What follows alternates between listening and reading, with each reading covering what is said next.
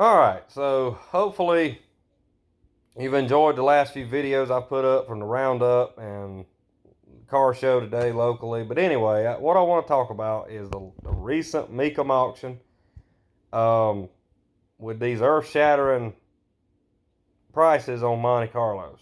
I want to give you my take. I really can't figure it out. They far exceeded my expectation of what they would be selling for.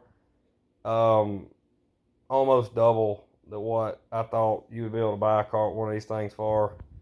Um, so anyway, early in the week, there was a 71 small block, supposedly low miles, like less than 5,000 miles. And it only brought like 22,000. But like I said, the judgment's still out on that car, whether it was documented correctly, why it wasn't sold in a better time slot. But, that was extreme low miles. So, I feel like someone got a good deal there, where regardless if it was 103,000 or 3,000 and something, they got a great deal. But with that being said, I want to move on and I want to discuss my car that sold on Thursday. I will be uploading the short video from Mecum to my channel in the next day or two, probably tonight at some point. And I'm not going to include it in this video because that means I got to edit it and put it all in there, and it's just a pain. So it takes a long time to load and produce the video. So anyway, but the 71 SS, 85,000, very good number on that car. The seller is going to get, time they pay their fees and consignment, probably somewhere around 75,000. The seller, the buyer paid 93,000. So good number on Monte Carlo. I'm happy to see the car's doing well, but they're almost getting to the point now, a lower end buyer can't afford a first generation Monte Carlo anymore. 71 354 speed, again, earth shattering, one of 80 built, rare car, but still just a small block, 82,000. Now I'm going to get to, and as far as Chevelles have always done well. So, I'm not even so sure if a 71 454 Chevelle would bring any more than the Monte Carlo in 71. It's the 70 Chevelle that goes crazy. So anyway, I'd like to see that comparison. I think they'd both be under 100,000, and I wouldn't be surprised if the Monte Carlo brought more. In 71. So we're basically to that point where they've caught and somewhat surpassed the Chevelles or other muscle cars of that same era.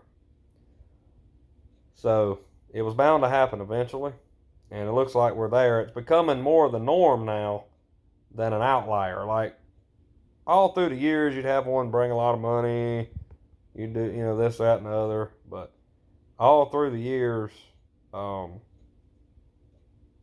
now we're kind of to where it's become normal. So now what I want to talk about is my car that sold.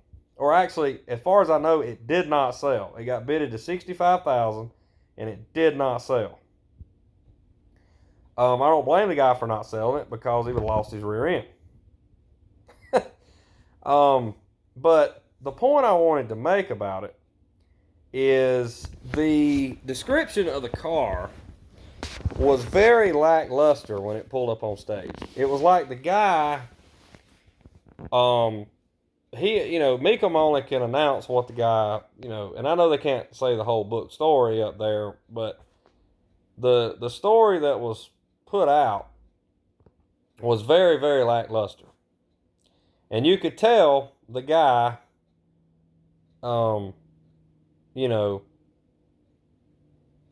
even with the description online, really didn't know anything about the car.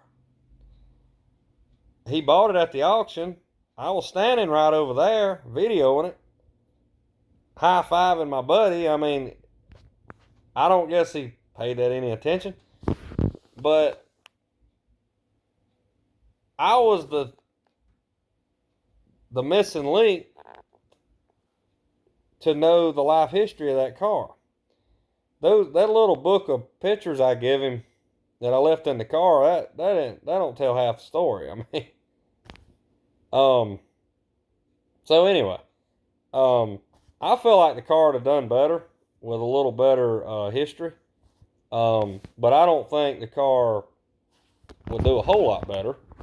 Now, if you had 2 or 3 people with a little alcohol and ego that really wanted it, then I think it could have got close to the 80,000 prediction that they had on the website.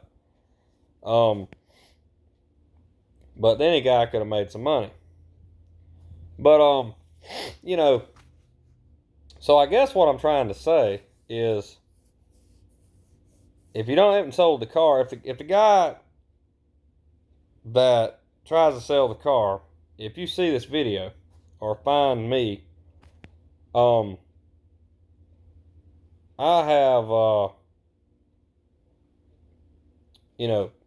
these pictures on my Facebook page you're welcome to see. I have the YouTube channel, you're welcome to watch all the videos. I have information like, stuff I took pride in that I didn't build that car out of the catalog. A lot of those parts on that car were original, OEM, and cleaned up, refreshened. A lot of GM NOS parts were put on that car. Not a ton, but just a lot of original, a lot of stuff I took pride in, tracking down, hunting these parts, and that they were original. So I mean, that to me makes the car more valuable, and none of that was recognized in the auction description, or anything. So if you try to sell the car again, you need to educate yourself. You need to reach out to me. You need to get in touch with me.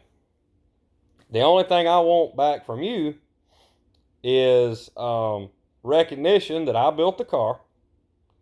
I want you to send people to my YouTube channel to watch my videos about the car.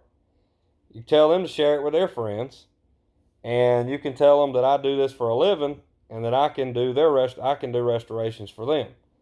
I'm 6 months out right now, but hey, I'll put stuff on the schedule. I plan on living at least 30 more years. I've been living here on this earth for 30. I need to live at least 30 more, so I need enough work to feed my face between now and then. So, that's all I need from you is just a little notoriety for the yes, I built the car. Good, bad, or indifferent, what anybody thinks about it, I own it. I mean, I built that car.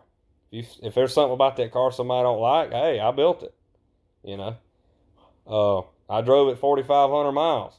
If it's got a nick, rock, chip, scratch, hey, that's me. But anyway, with that being said, I hope you've enjoyed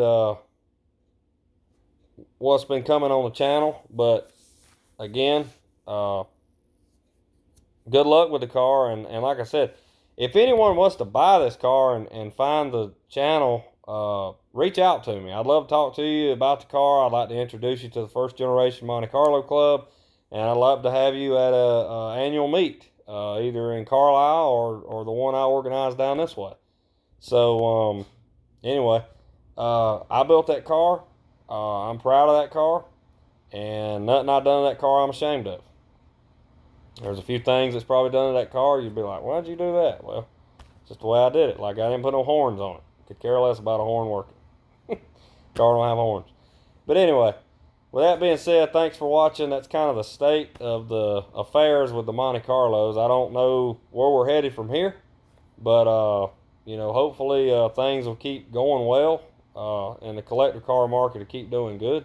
I look for a fall off though with the rapid inflation and the gas prices, unfortunately. But that's just kind of the nature of the beast and where we're at right now. But so anyway, happy to see the car did well at the auction. Hey, it got bidded up to 65. Someone definitely appreciated it, because if it had a sold, that'd been over $70,000 with fees. So as someone who's been into Monte Carlos as long as I have, I'm really happy to see them finally getting the recognition they deserve. Unfortunately, with recognition, the trade-off is they're just not as affordable anymore. So I'd say if you want a Monte Carlo, get one now. And we'll see y'all next time.